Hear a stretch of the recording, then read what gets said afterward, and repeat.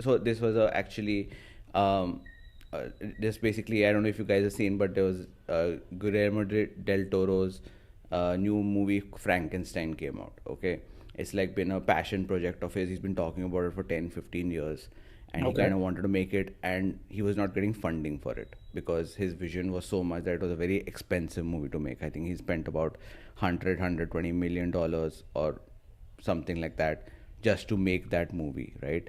And apparently in the middle, like, it became even more expensive because he had kind of taken Andrew Garfield to be the Frankenstein monster, and he had to leave after having shot for like some 2 3 months, and then they had to hire somebody else, who's the person Jacob Elordi now. So it became a very expensive project essentially, and Netflix just didn't blink an eye. They paid for the whole of it. Probably production with marketing, everything must have cost around $200 million.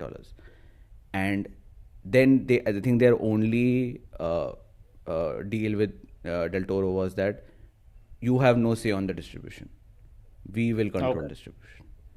And essentially, they had released a $200 million movie for in just about 300 odd theaters in the US just to qualify for an Oscar nomination. And then they shut the movie down, and now you can watch it only on Netflix. Oh, okay. I was So not aware of this. if you are basically want to just, so essentially that's what we're trying to talk to you about, that the sheer cost they are spending on one project to retain subscribers, eventually that cost is going to come down to us, to the subscribers, and that means more expensive this. But Akash, I'm just going to quickly come to you, and I'm going to talk about, I think we'll come back to India, and we talked about cable, the transition of cable TV and OTT. uh, but what do you think was one of the key areas why there was such, why OTT caught on like fire in India? Like, what were the key elements according to you? Couple of different things, and I don't think it necessarily applies just to India, right? One, to answer your initial question about this entire thing sort of evolving the way it has, with OTTs and cable TV, right?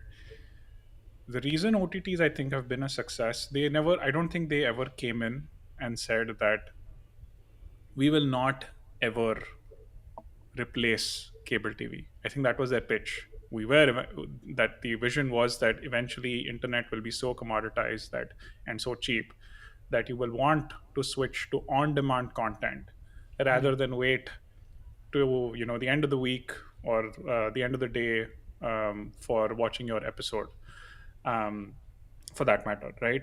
And that is, I think, what helped it sell among consumers. It's the flexibility. I don't think it's an illusion of choice. I think it was the flexibility of that choice Hmm. that made all the difference, right? In India specifically, I would say 100% Geo had a lot to do with the way content is being consumed.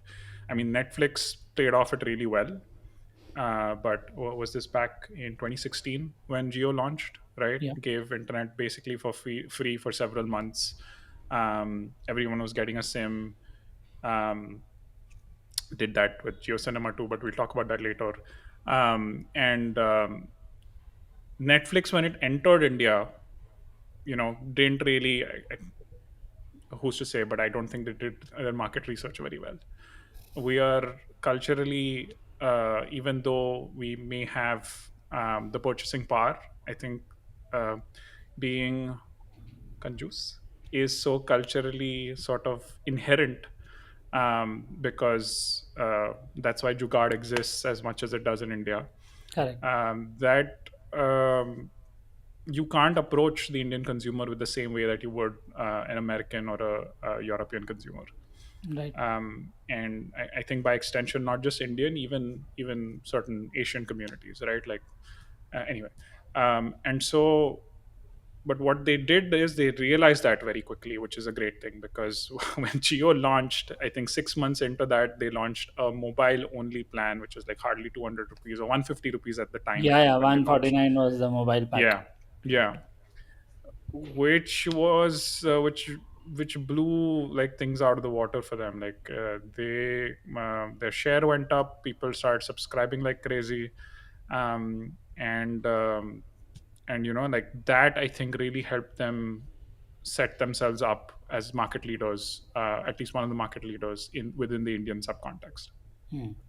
So internet infrastructure as a whole, 100%, I think, is a big contributor to the way not just Netflix, right? Even YouTube content consumption and all the other OTTs, Geo Hotstar, um, Prime Video, all of them, all of the content consumption has gone up as a result.